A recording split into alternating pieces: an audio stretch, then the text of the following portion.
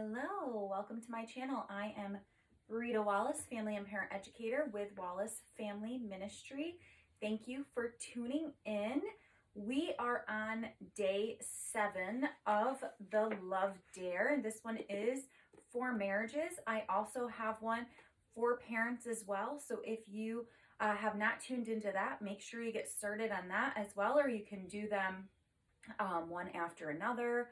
They'll be released for quite a bit for you to access at your leisure, but they're both super powerful studies that help us practice love in action. So this one is with our spouses.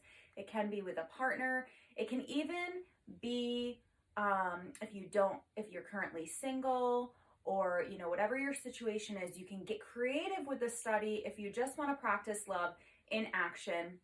And you can take these concepts and you can apply them to your life however they may suit you. So we are going to hop right in today. Today is day 7, and it's love believes the best. And we always start with a verse. So love believes all things and hopes all things. 1 Corinthians 13:7. Okay. So this is this study just really spoke to my heart because especially in the beginning of marriage, like before my husband and I got married, we had been together years ago, and then we reconnected, and he's the love of my life. But we lived in 2 separate states, and then we got married. We saw each other a few times and visited. We talked every day for hours. We got married, and then we had to learn how to live together. Well, things weren't quite the way they were when we were dating, especially in other states. So the beginning of our marriage was not all sunshine and roses like some people's are. You go through that honeymoon phase.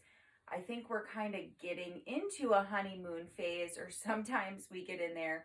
We had kids pretty early on because we were in our 30s, and we weren't sure we were going to be able to have kids because I struggled with an illness years ago, and it was just something that we kind of left in God's hands, and we ended up having a baby. I got pregnant 6 months into our marriage, which was such a blessing. We wouldn't trade our little Jack for anything in the world, but we didn't have a ton of time to be able to just be us for a little while. And again, we were already in our 30s, so we wanted to have kids. We didn't want to wait to have them really until we were older. We knew that we wanted to have kids pretty quickly.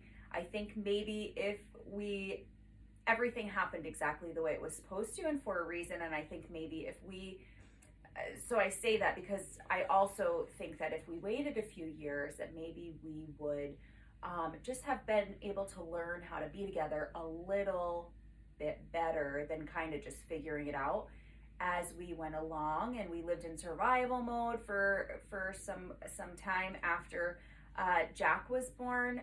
I was in school and ran a ministry, and he worked nights for a while. So there was and then we ended up having another baby. So all great blessings in our lives that have been so fruitful.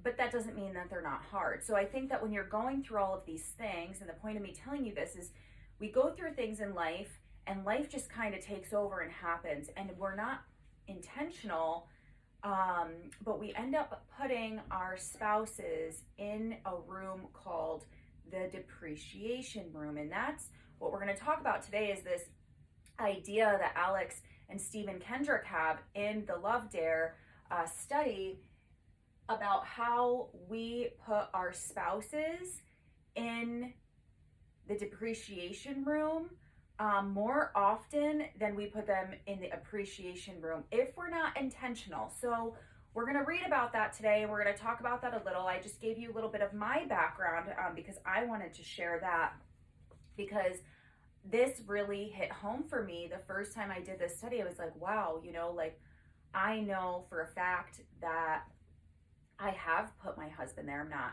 proud to admit that.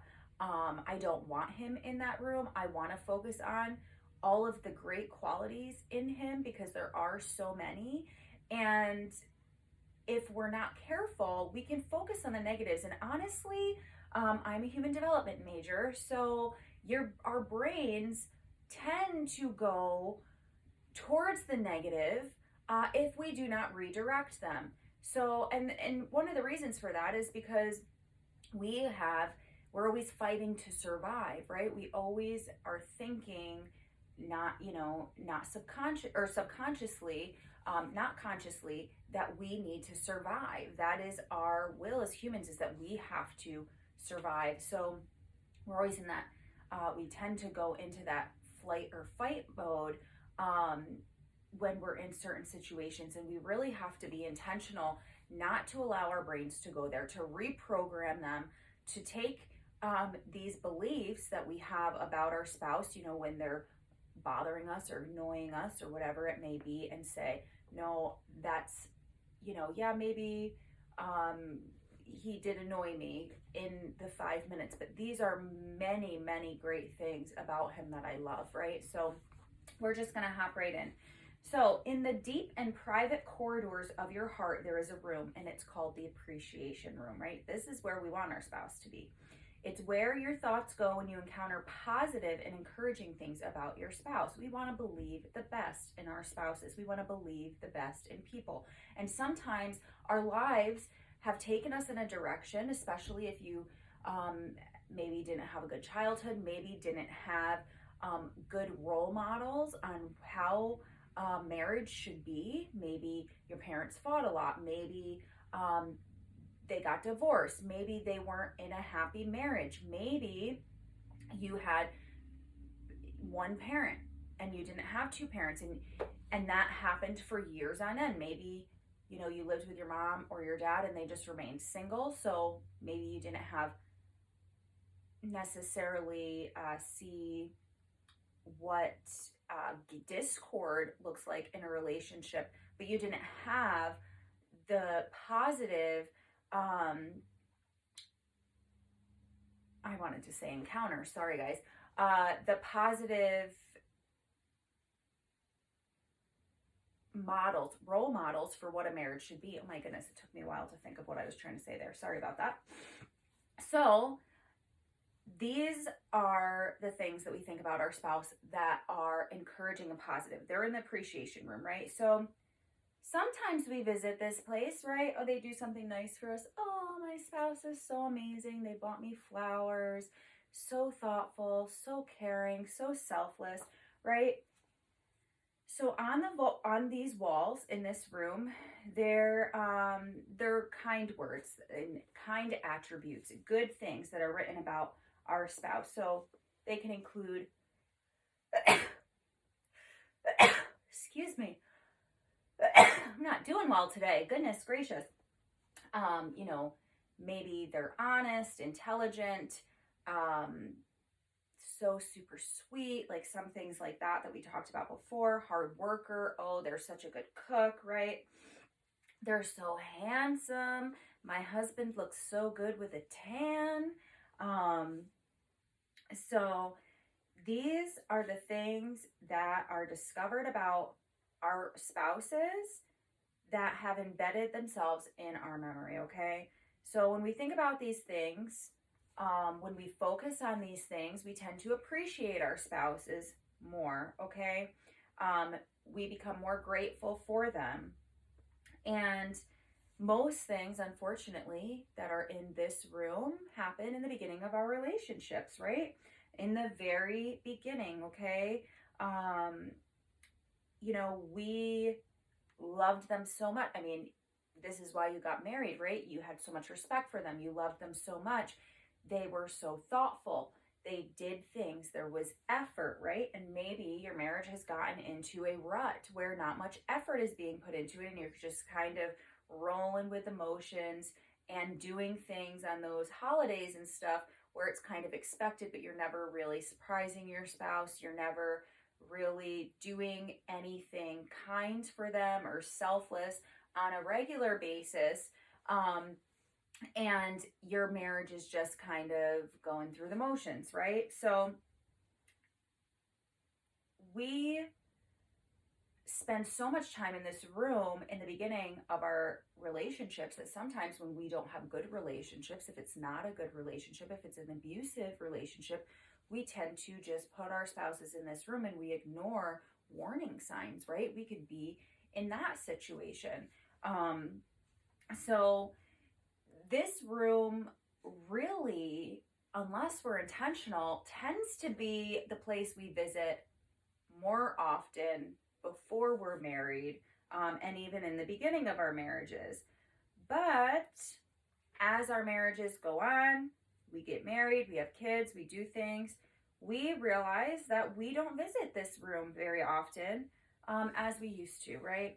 So that's because there is another competing room close by, and this room is called the depreciation room, okay? So this is down a deep, dark corridor of our heart, and the depreciation room is a place that we tend to visit more than the appreciation room if we are not intentional.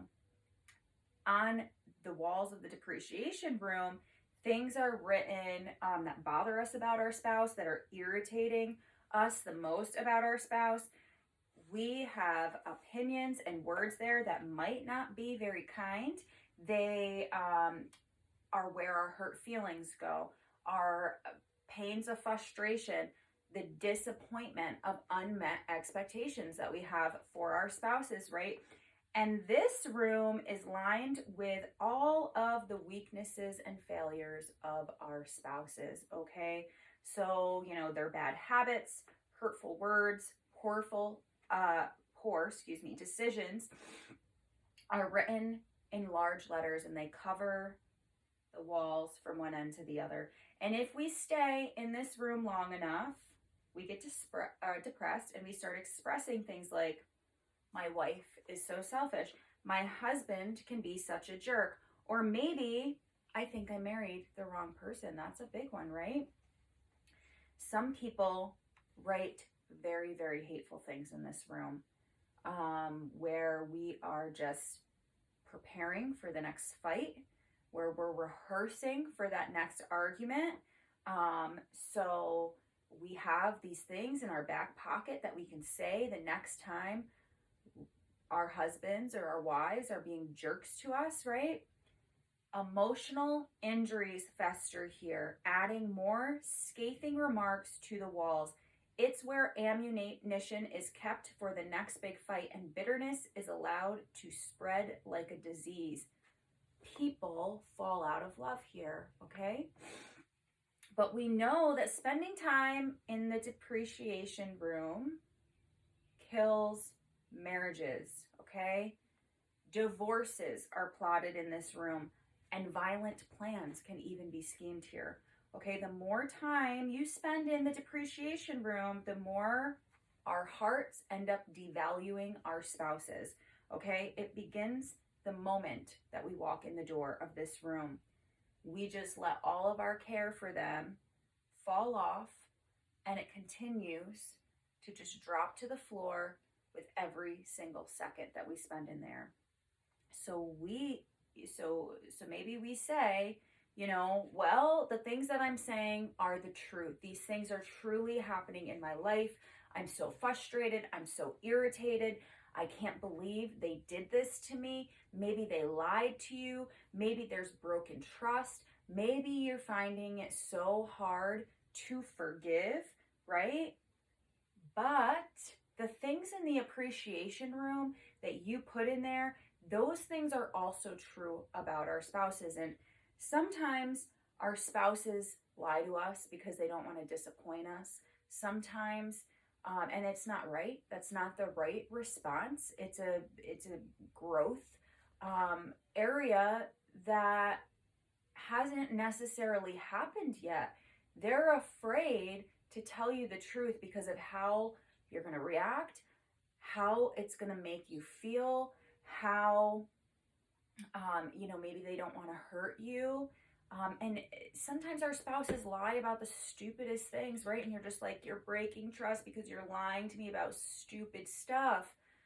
But we still get to choose to believe the best in them, okay? And we get to say, we are able in our marriages, in our relationships, to create boundaries. And you can say, listen, this is breaking trust between us.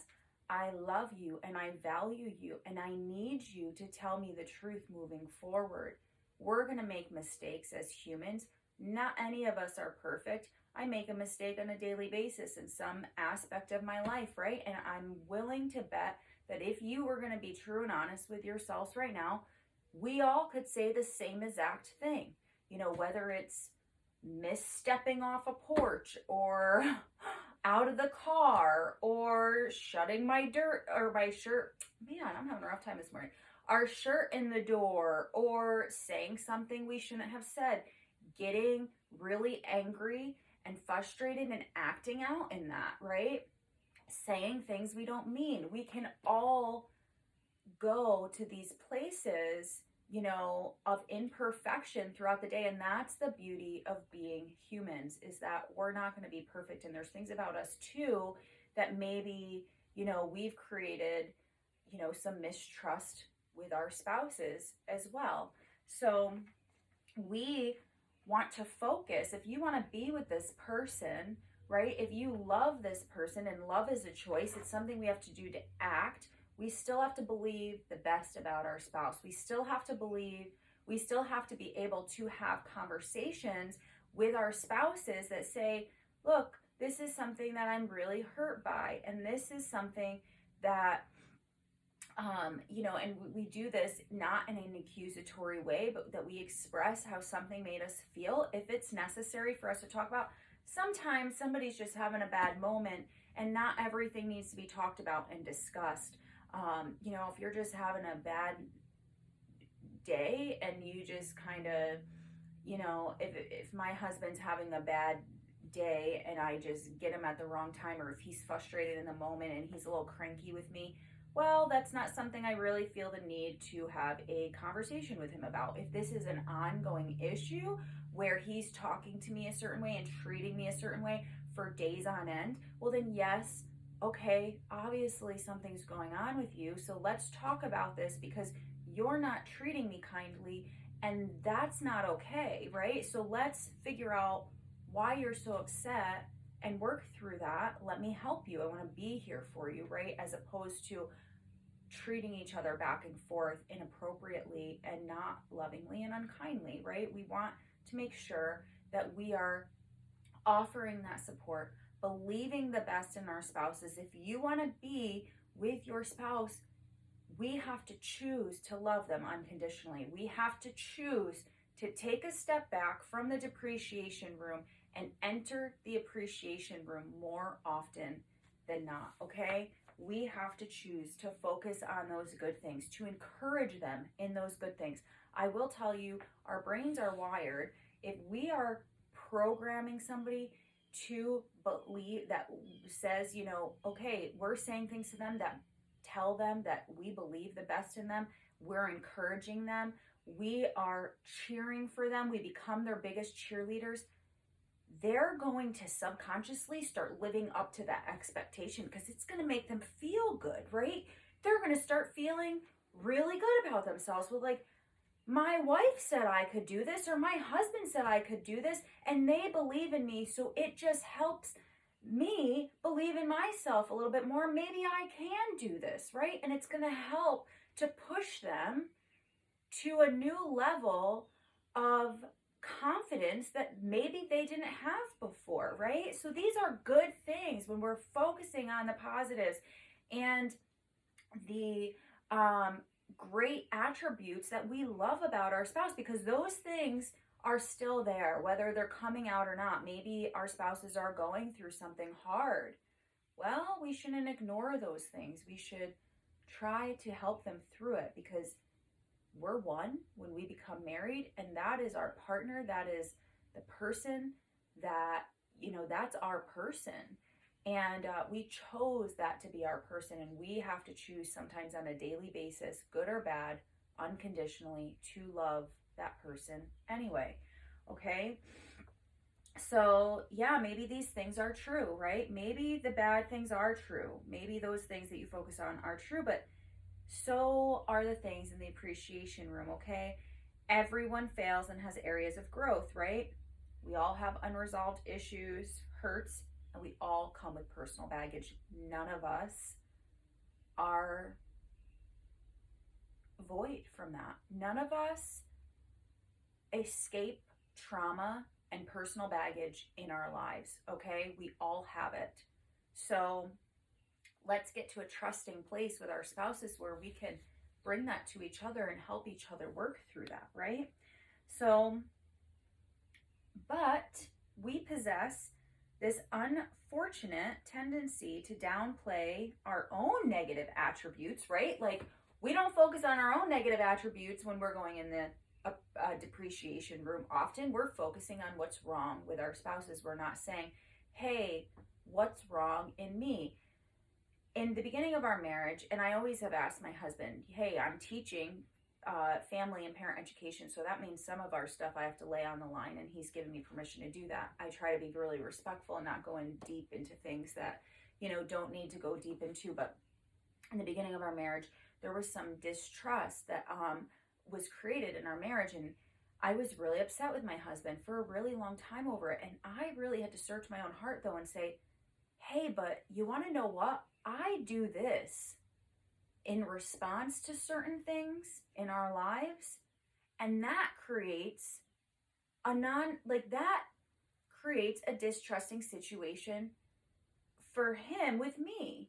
So I'm preaching, hey, in the beginning of our marriage, I'm on this righteous, self-righteous high horse saying, hey,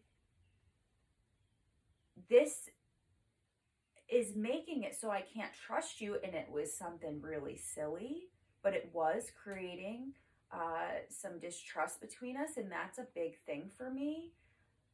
But I wasn't looking at the way that I responded to some things that was causing him not to trust me. And they're two different entirely things, okay? What he was doing and what I was doing was not the same, all right?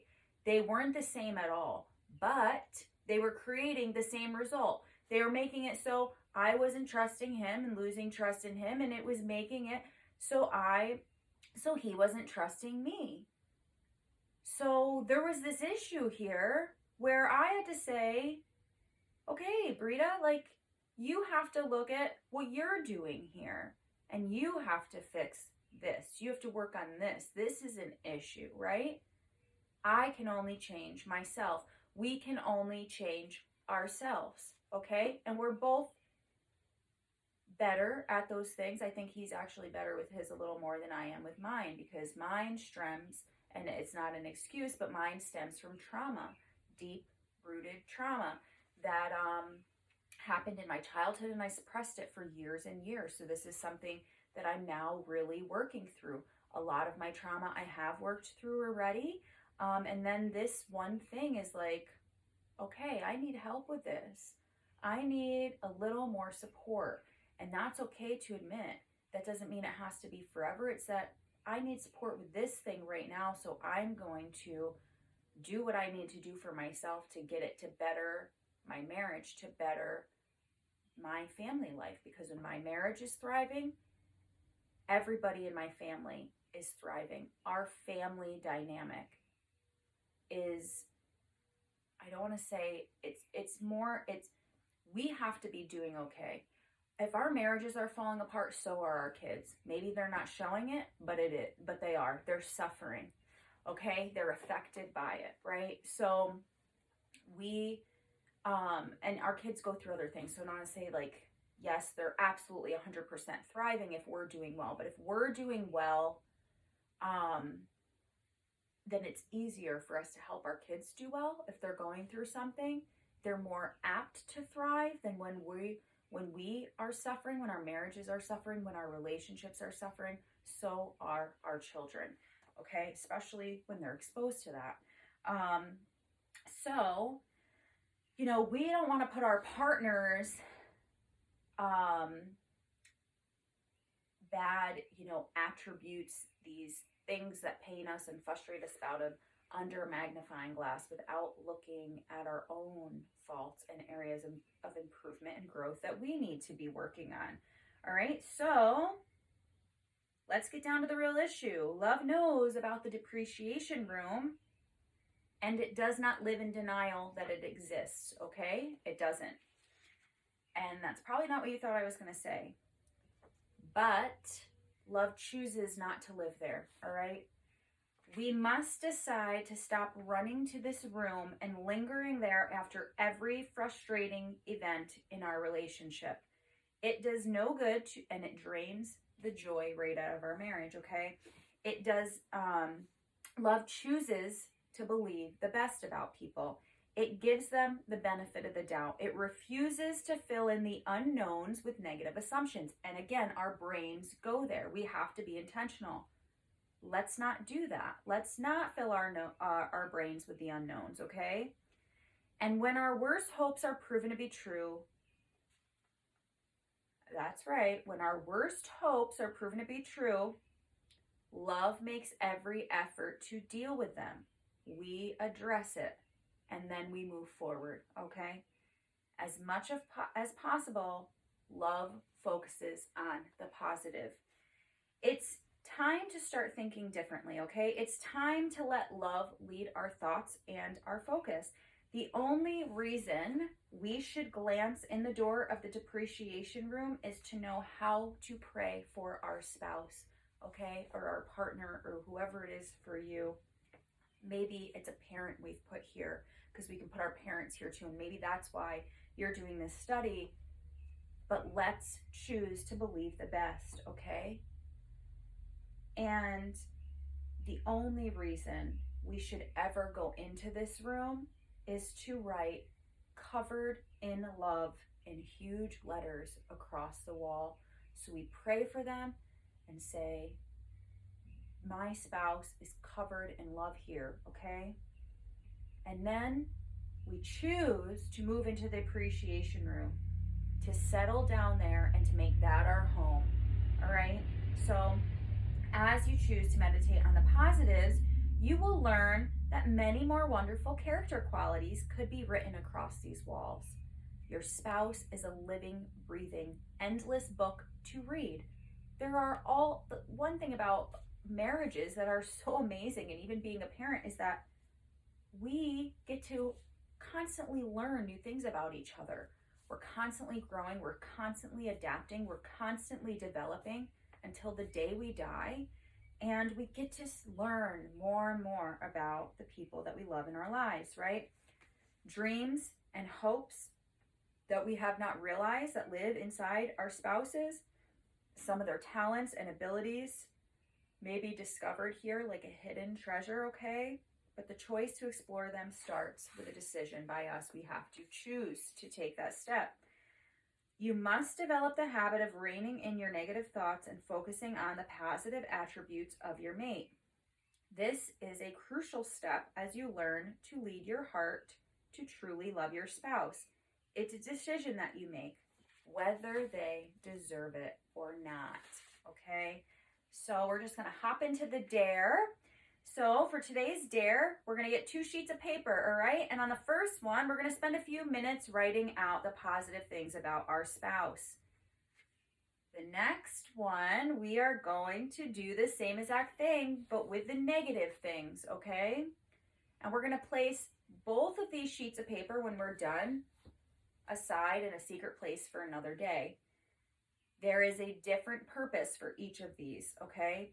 So at some point during the remainder of the day, pick a positive attribute from the first list and thank your spouse for demonstrating this characteristic, okay?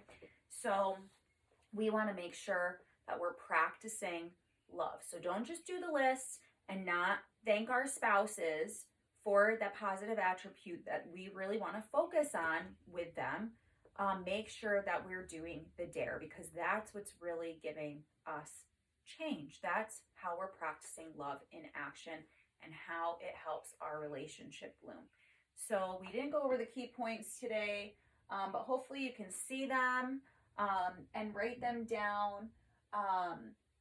and we did go deep into the study. So that is it for today, but I thank you for tuning into my channel. I hope you have a wonderful day. I can't wait to see you tomorrow for day 8. Make sure you subscribe to my channel, like my channel, and share me with your friends, especially if you feel like they could benefit from this study in a whole, or maybe you know somebody who really lives in the depreciation room who could use this particular day's study. So I love you guys. God bless. Take care.